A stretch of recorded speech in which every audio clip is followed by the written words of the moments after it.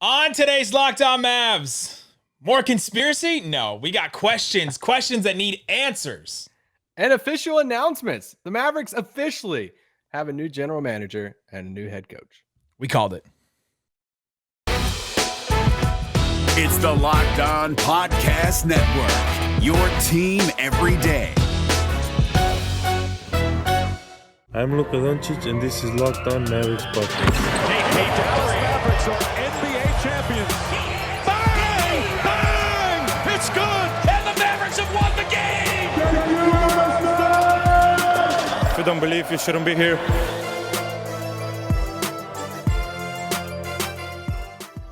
And welcome. You are locked on to the Dallas Mavericks. My name is Nick Angstadt, media member and coordinator for the Locked On Podcast Network. And joining me, as always, my co-host, contributor at Mavs.com, Presser P, the One More Thing King. What you got for me, Isaac Harris? Okay. We sent out a question 2 days ago from our Locked On Mavs Twitter account. And the way I worded it, I said, hey, if you got invited to lunch with Nico Harrison, Jason Kidd, Cuban, Finn, I put Dirk in that question too. I was like, what would be the one question that you would ask of them? And got a bunch of responses. We talked about some of them yesterday, and we're going to go through a few more of those questions later on this pod. But the irony of all ironies, today, somebody snapped a picture of them at lunch. They're ready. They're waiting for your questions. Now, Dirk is not. Maybe Dirk took the picture, but it was like 80 feet away if he did. The picture is it's very blurry. It's from real far away. It looks like a close-up picture from my cell phone when I was 16 is what it looks like. Obviously, it's Mark Cuban with the glue shirt on there. If you're watching on YouTube, you can see the picture. We're sharing it. By the way, if you're not subscribed to our YouTube channel, 22 subs away from 5,000. So go subscribe to us. We're getting there, getting to 5,000. Jason Kidd to the right there, who I almost thought was Rick Carlisle at first. It's like, why is Rick and Mark having lunch? Michael Finley there on the left, and then Nico Harrison in like that yellow, maybe it's a white shirt with maybe it's a shadow, but that yellow looking shirt sitting there. So that's the Brain Trust right now, it seems like. And we did get confirmation that Keith Grant, longtime GM of the Mavericks, is staying. Mark Cuban confirmed that to Brad Townsend, so he's not part of that lunch, but he will still be part of the front office. But yeah, this lunch, it was ironic that we asked that question, and boom, here they are. So today we're going to get into some more of those questions. We have a bunch of them. We're going to see what the Mavericks actually think about some of these questions that you guys have asked us. But before we do that, today's episode is brought to you by Michelob Ultra, 2.6 carbs, 95 calories. It's only worth it if you enjoy it. Stay tuned for the Ultra Player of the Week coming up later in the episode. Like Isaac said, there will be official presser. The press release actually came out on Monday. Like we said, there's going to be an official press conference on July 15th, 2 weeks from now. That's a while. But Mavs PR told us that a time and location will be named later. So that makes us think that it might be in person. So we could get some good clips from that. We should get some video. We should get some audio. We'll get some audio for sure. We should be there, which is actually exciting. It's very exciting for me personally. So I'm excited to get back there and to ask some questions and see what's going on with them. St. Marshall is going to be at the press conference, which is a huge, very important thing, especially for the Jason Kidd hire, which we've talked about a lot on our Friday podcast. If you want to go watch or listen to that. Yeah, that's what I was going to mention, that, we talked some about St. Marshall yesterday, and the fact that she's going to be at this presser with Cuban, Nico, and Jason. With that being 2 weeks from now, will Dirk be back from vacation then? I don't know if he's back already, but who else will be a part of that? If they make a big deal, will the new players be a part? What will happen with that? That'll be a couple weeks. Could. That'll be a couple weeks before. Does Damian Lillard do his press conference the same day or? No, not the same. Unplug it. Unplug the soundboard. But no, with the announcements, that became official on Monday, like you said. So we got the PR emails, the statements from Mark Cuban, and I wanted to say this one about Nico Harrison that Cuban said, which Nico's the GM. Just for anybody out there, it's really freaking out about titles. I would say the majority of us Mavs fans care, but Okay, I would say majority of us couldn't even like decipher between what title or what role did what. But anyway, he's the GM if you care about that stuff. But Cuban said, we're very excited to bring Nico Harrison to Dallas, have him join our organization. Nico brings a wealth of basketball knowledge along with both executive and leadership skills. He has proven to have a unique eye for talent on and off the court, because that was part of Nico's job with Nike, is finding this talent at a young age. But then the last sentence of that, Cuban says about Harrison, I'm looking forward to watching Nico lead the Mavs to new heights. And I know some of you will probably read that and be like, hey, don't care. Mark's always going to call the shots, and you're super skeptical. You could also read that and be like, that is true. You could also read that and be like, okay, cool. Like, he's at least acknowledging Nico is it. Like, let's lead. Like, it shows that he's telling Nico, like, lead us, do this thing. We're empowering you to be our general manager. And he's looking forward to see where Nico leads them to new heights. So I don't know. I just thought that stood out. How much you fully 100% believe that, that's up to you.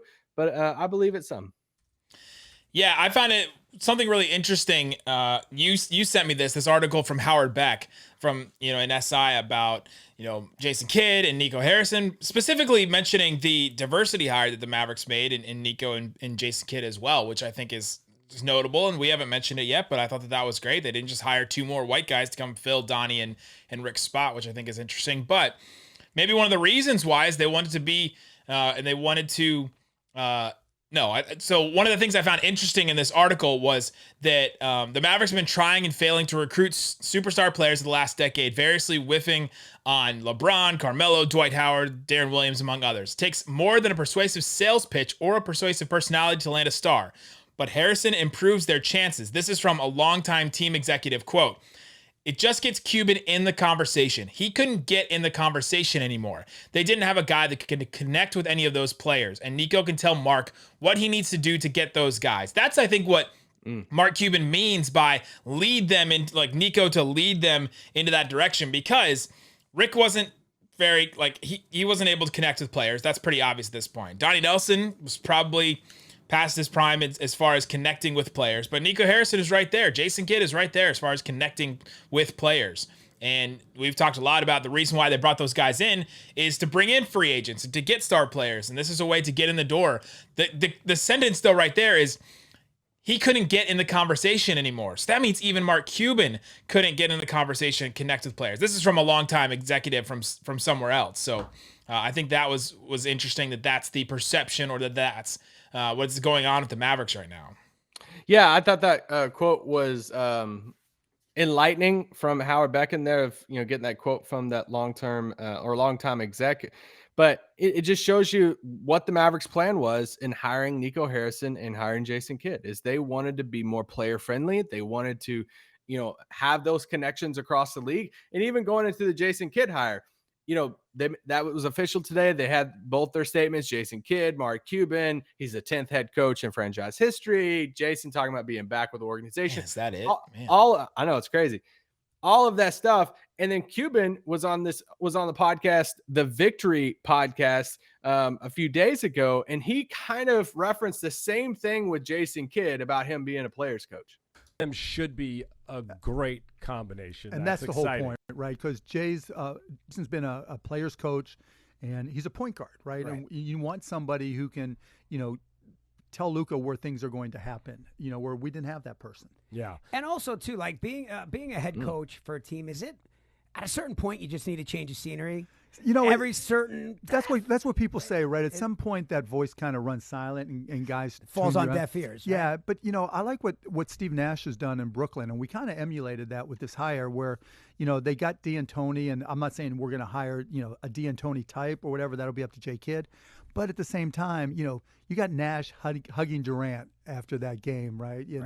And you've got that. Nash is just a relationship person.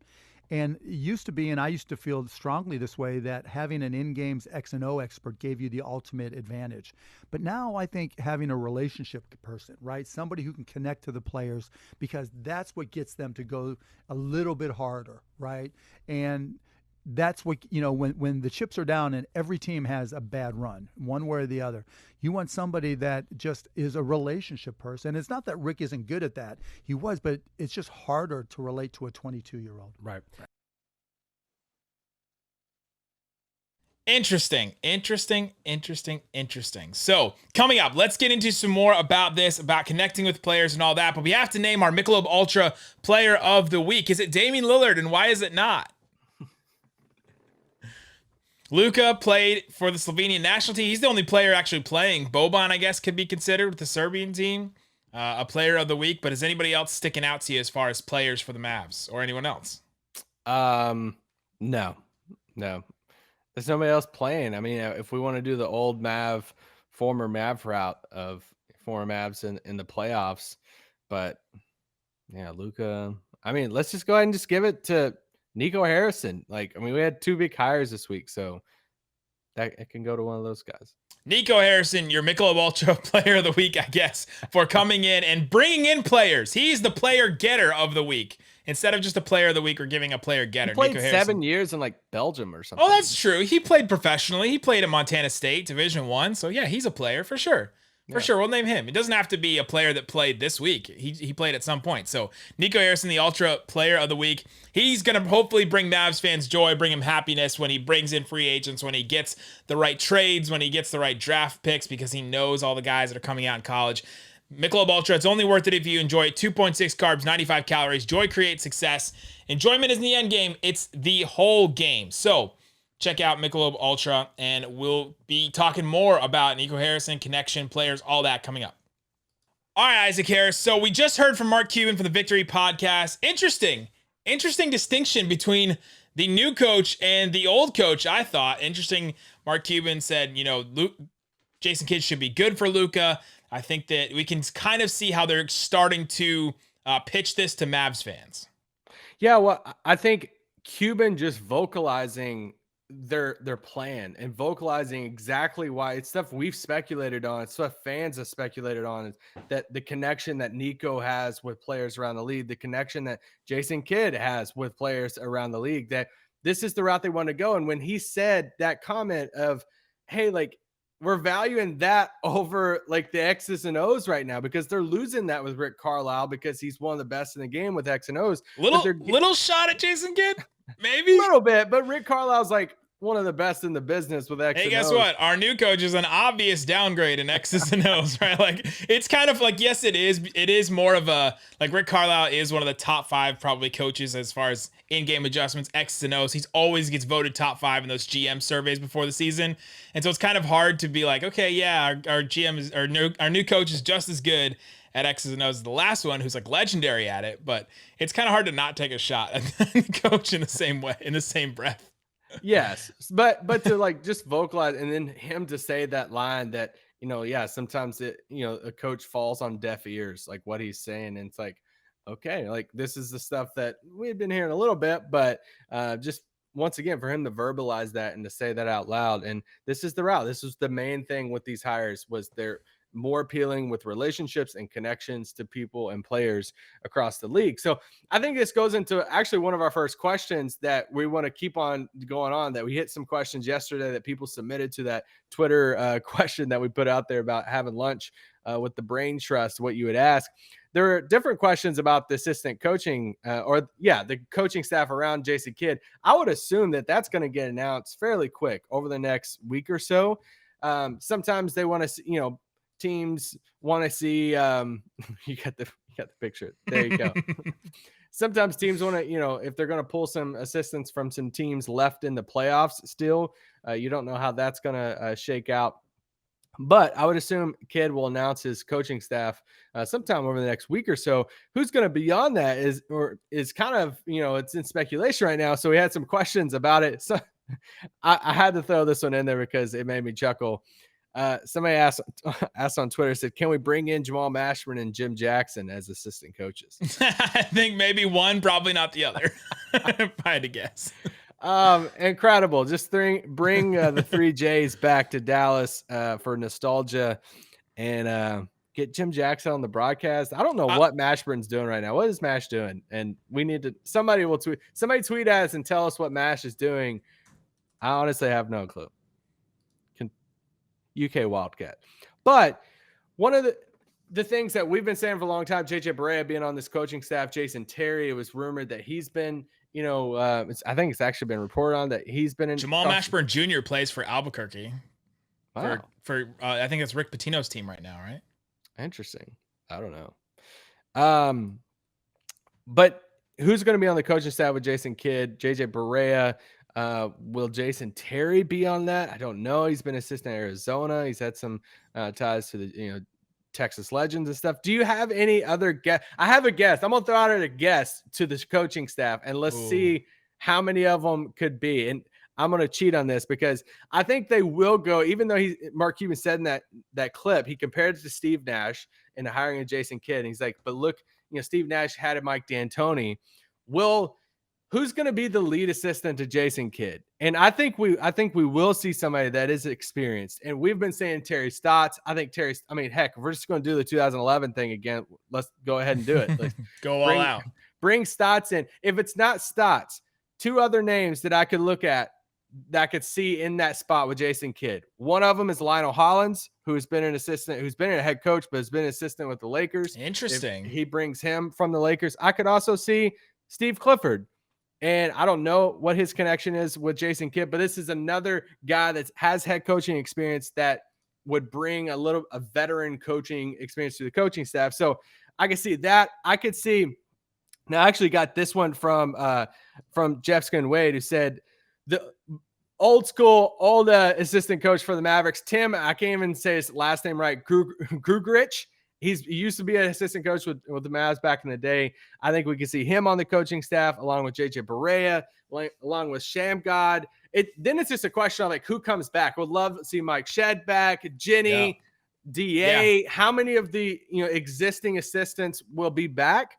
I think DA and I think Shamgod are locks. This is not sourced. This is just a guess that I think those guys are locks. I think those guys get excited about, oh, dang, it's not Rick Carlisle anymore, right? I think specifically for those guys, it makes their job more fun and better. But one name that was on Jason Kidd's coaching staff in Minnesota or in Milwaukee, who is probably looking for a job right now, Greg Foster. Whoa, got into it with Goga? Yeah, Goga Batazzi. And Prunty, I know a lot of people have brought up Prunty's name. He was I think it was his head. He was on the coaching staff with Kidd in Milwaukee. I keep wanting to say Minnesota. Yeah. The same to me. So we'll see. And there could be some. Prunty was on Kidd's staff in Brooklyn and in Milwaukee, Eric Hughes was on there as well. Yeah, we could see them. I think that's something. I think hardcore Mavs fans will really dive into assistant coaches, but it's also a thing for us that, that's the hard part of talking about change, because we start building relationships, and it's the assistant coaches that some of us have gotten the chance to spend, time with before games, after games, in between games, and getting to know them and seeing their families and stuff. And that's why it is hard to talk about this stuff sometimes whenever relationships are there. And it's like, dang, I hate to see some of these people go and seeing their families. And it's like, man, they have to uproot and all of this. So yeah, it is hard to talk about sometimes, but are you time for another question? Give me another question. What lacking areas would Damian Lillard or DeMar DeRozan help out? It could be an obvious one here. This is a good question. We got a couple of people asking, why would we even want Damian Lillard? Why are we going after these guys? We need defense. The truth is, yes, the Mavericks do need defense for sure. But I think if this season of the NBA is going to become the norm, you can just get away with all offense almost, right? You can just get like the Brooklyn Nets, if they've proven anything, if they were healthy, I think they would have just sliced through that Bucks team that's supposed to be this juggernaut defensive, 2 potential defensive player of the year candidates with Giannis, obviously, Brook Lopez. They brought in PJ Tucker. They had Drew Holiday. They were going to slice through those guys, right? Yeah. And so I think if you can go offense, if you can have 2 all NBA level offensive players, then you do it. Lillard on a different level than DeRozan, obviously, a completely different level. If you can get Lillard and Luka together, no matter how you can do it, you do it. And I think that you figure out some of the flaws later, but you can just outscore and you're going to out-clutch everybody with that lineup. Yeah. And, I think Atlanta's even more of an example of the Brooklyn thing because, the Brooklyn thing, it's kind of like an outlier because you have all of these all-stars. You have these like star players, like top players and, Kyrie, KD, and James Harden. Even in that, KD is a really, really good defender. You look at what's happening in Atlanta. I mean, they're playing like Game 7, second round with Lou Williams and Trae Young on the floor. It's like together, and they're winning a series. I mean, it's like Gallinari is not the best defender in the world either. Bogdanovich is not the best defender in the world either. Trae Young's not the best defender in the world.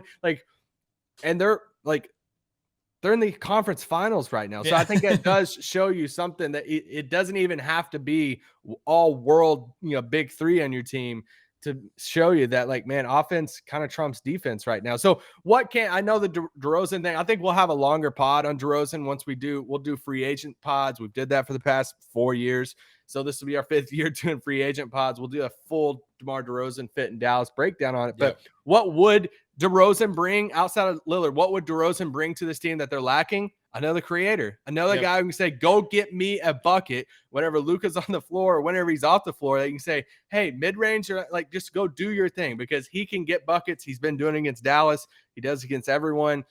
The only thing with the DeRozan thing is you start questioning into the game, fourth quarter, clutch moments, balls in Luka's hands, not DeRozan's. Where's DeRozan on the floor? You're figuring all that stuff out. But heck, at this point, we got to get some talent. Yeah, have to get some talent, have to get a guy that can get a bucket. Also, DeRozan's become a real creator. He became a real creator for the Spurs. That's not something he had in his game necessarily in Toronto. And so that's another level of offense he brings. And he spaces the floor in a different way, right? He doesn't space it all the way out to the three-point line, but you have to respect him from mid-range. And so it's just maybe a foot or 2 feet in from the three-point line. There's something about that three-point line. He just doesn't shoot from there, but there is a spatial element to him. But coming up, let's get into some more questions. Lots of questions about KP, who's calling the shots, the coaching staff, all that kind of stuff. We'll get into it coming up. But let's talk about betonline.ag. It's the place to put down some money on sports. Go there right now. You can get a 50% welcome bonus if you put in the promo code LOCKEDON. You'll get all kinds of odds, specials. Right now, they have trade props still for Joel Embiid. They have some draft stuff. First round, first overall pick, Cade Cunningham, minus 2,500, so 2,500. Evan Mobley plus 1,000. Jalen Suggs plus 1,200. Jalen Green plus 1,200. So Jalen Suggs and Jalen Green have the same odds to be the number one pick. That's interesting to me because I feel like those guys are in different classes. But either way, it's probably going to be Cade Cunningham. WNBA championship winner, the Storm and the Aces, number 1 and number 2. They just played recently, went down to a barn burner overtime game. The Storm plus 210, Aces plus 250. Go check it out, betonline.ag. BetOnline, your online sportsbook experts. Also want to tell you about rockauto.com. Rock Auto is bringing you your parts to your car or truck right to your house. You don't have to go to a store. You don't have to go try and find it, sort through all the different things, try and see if the right part is on the right rack, or try and see if they have the part and then they have to go to the back and find it and then they have to order it for you anyway. You might as well just order it at rockauto.com. Why would you want to spend 30, 50, 100% more time for the same parts, or the same 30, 50, 100% more money for the same parts that you could get at a chain store or a car dealership that you could just get at rockauto.com. So go to rockauto.com right now, see all the parts available for your car or truck, right? Locked on in their How Did You Hear About Us box. They know that we sent you. Amazing selection, reliably low prices, all the parts your car will ever need. rockauto.com. All right, Isaac Harris, the question is, if you could ask Mark Cuban, Jason Kidd, Nico Harrison, Michael Finley, the whole group, if you could ask them any question, what would it be? Give me another one. Yeah, I mean, this one was asked a lot in different iterations, but who's calling the shots? Who's what does that question mean? Because I think we hear this a lot now because it sounds like Cuban is the one calling the shots. But what does that mean? Is he the one making the pitch for a player or a trade or something? Or is he the one at the end of the line after the pitch has been made, after the whole thing has been figured out? Is he the one saying yes or no? Is that calling the shots, or is it calling the shots when you make the plan and you're pitching the plan too? So, because is Cuban sitting down on the trade machine and then just like, hey guys, this is what we're gonna do, and no one else can say anything? Or is he just at the end of the line saying yes, no, Game of Thrones style. Yeah, well, I think different people listening to this will have their different, definitions of that. I think even if he is the last one, which most owners are the last ones to say yes or no on Every big, owner big does. trades Every owner and does. all That is that. not new. Yeah, so if that's the case, if you think that is still the person in charge, then okay, then there's that. I think we can all agree that Cuban is more hands-on than a lot of the owners out there. And, is he having conversations with other owners in the league? Would it shock you if him and Ballmer's like talking players and stuff on a phone call one day? Like that wouldn't shock me. We know in the past, because this has been publicly reported, about how he's been involved on draft night and all of that. And Yep. It's like, so I think we have to accept that Cuban is going to call the shots, especially at this stage of where he's at in life and with the team and everything. He enjoys it. That's what he does. There's really no way around that. How much he empowers the other guys, that's what we just don't know yet. We honestly, how much he trusts the other guys. How much he trusts them. What is the first situation? It probably won't come out. What is the first situation that Nico goes to him and says, hey, I want to trade for this player. I want to sign this player for this amount of money. And Mark's really not on board with it, but he looks at him and says, you got it. Like, do your thing. Now, And the only ones we ever heard in that sense with the Donnie Nelson regime were like Giannis, right? Yeah. Where you hear about it, where it's Donnie had, this incredible idea to bring in Giannis, and Cuban said no. Those are the only ones we really hear. We don't hear the other ones where Cuban may have said no for somebody else. Hassan Whiteside, Mike Conley, like who knows who he said no to eventually, and then it ended up being and he said yes to Luka because Donnie and because it happened. Yes, they were on Luka so early. I remember one of the first conversations I had with somebody in that front office at the time. I mean, it was so far before, and hearing about Luka Doncic and like how great he was going to be. It's like going into that draft, I knew how high they were on him. And it's like Donnie had been like watching him for so long, and they were on him for so long. It's such early on in that. So he did listen to him at that. I'm saying, all right, we need to trade up. We need to give up that first round pick the next year. We have to go get this guy because he's that good. So there are examples like that where, Cuban said, hey, do your thing. Like, I trust you that. Go do it. But we also hear about the Giannis stories, and there's other stories in that too. So it's a complicated question, especially with Dallas, because the owner is involved, Cuban's involved, but there's also all these other, people in the front. What's Michael Finley? Like, what is he making decisions on? All of this stuff. So how much power will Jason Kidd have on this roster? Like, how much will he be working with Nico and Finn and Mark and these guys and Dirk of saying, hey, I want this. I think I need this. We need to go get this guy. I know this guy. I have this relationship with this player. And it's like, we just don't know that yet. Jason Kidd tried to become either have some role in the front office in Brooklyn. It didn't work out. He decided to go to Milwaukee and do that. So that's something that he has wanted in the past. Now, has his year off from, a year or two off from head coaching, like his 3 years off from head coaching, maybe he's changed his mind in that and watched guys like Stan Van Gundy fail and watched guys like, Doc Rivers fail and people like that. So maybe he learned something from that. But yeah, it's an interesting question. Give me a KP question somebody asked. Yeah, KP question. A lot of KP questions that came in, but this one said, are you going to trade KP for cap space and go all in for free agency? When we briefly talked about KP trades back a few weeks ago, saying, or whenever they were put out, say, man, if Dallas goes that route, what are the routes that they can go?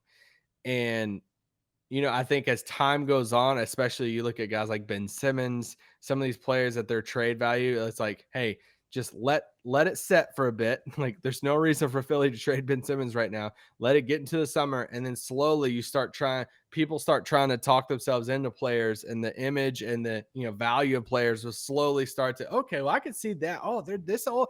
Man, Basketball Reference says they're 25. Really? I didn't know they were that young. It's like you start, instead of the recent memory of just somebody just standing in the middle of the corner, or they can't have free throw, whatever it is. So one of the things we talked about with KP front is there's teams like San Antonio who's setting on like $50-something million in cap space. If Dallas looked at it and said, hey, we would rather just reshape the whole direction of our team around Luka, we would rather go to San Antonio and say, hey, give me a young player, give me a couple draft picks, and we'll trade KP into the cap space, and then we'll open up even more cap space to go out and get a couple of guys and then really reshape the roster. I think that's the only route. I think the only way they do that is if they have somebody in the bag. Like that's the only way I could. Like if Kawhi's sitting there saying, I'm going to come to Dallas, I'm good, I'm ready to go, but I also would like somebody else to be there too, then I could see him doing that. I think that would be the first like red flag to pop up. If it's like Dallas trades Porzingis to Spurs and gets like a first or something like that, and you're like, oh, okay, something big is coming. Let's also remember, like, KP wasn't useless last year. Like, let's not think of the just 7 games against the Clippers as the only way we think about Kristaps Porzingis, right? He was still a 20-point per game scorer in the NBA. It's more common now that guys score 20 points in the NBA, but it's still a hard thing to do, right? Like, is there 50 players in the NBA? How many points campaign put up the hood? Is there 50 players in the NBA that put up like 20 game? You know what I mean? It's hard to do. Like, it's hard to score 20 points in a game. So he does that. His spacing is invaluable. What he brings on that end of the floor, healthy offseason, new coach, all that stuff. Maybe an offseason for Luka and KP to cool off. Maybe that's good for him. So I still think they take it into the season and they wait until the trade deadline. But we'll see. Yeah, like Isaac said, if they do make a move like that, that's a big, big red flag. Yeah, well, red flag in a sense of like what's on the horizon, like what there has to be something else coming up. If you know that it is, Kyle Lowry sitting there saying, all right, I'm ready to come, but there's somebody like you can get a package deal, a couple of guys that's going to come, and you think that's going to shape your team more, or there's like a 95% chance that they're going to come, or maybe 95% or 95 calories, because today on the road to the finals, our NBA playoffs coverage is brought to you by Michelob Ultra. It's only worth it if you enjoy it. And at 2.6 carbs and 95 calories, we can all enjoy the games a little bit more this season. Got it in under the wire.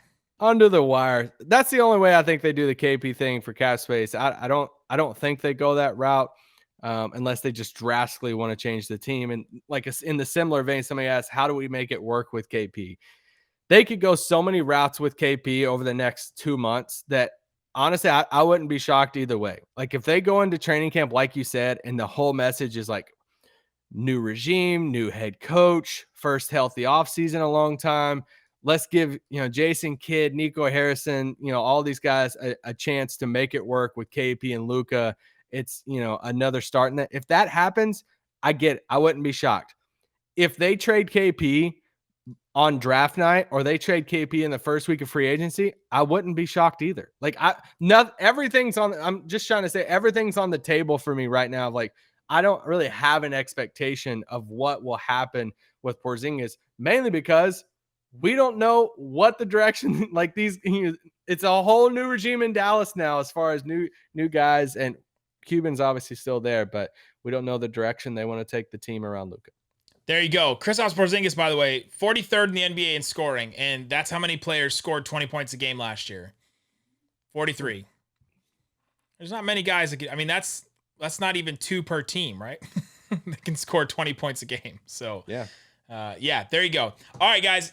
Thank you so much for listening to this show. Subscribe to the YouTube channel if you have not. If you're watching on WFAA or if you're listening on the podcast, please subscribe. We're so close to 50,000. Follow us on Twitter at Nick Van Exit, at Isaac L. Harris, at Locked On Mavs. Guys, thanks so much for listening to Locked On Mavs. Peace out. Boom.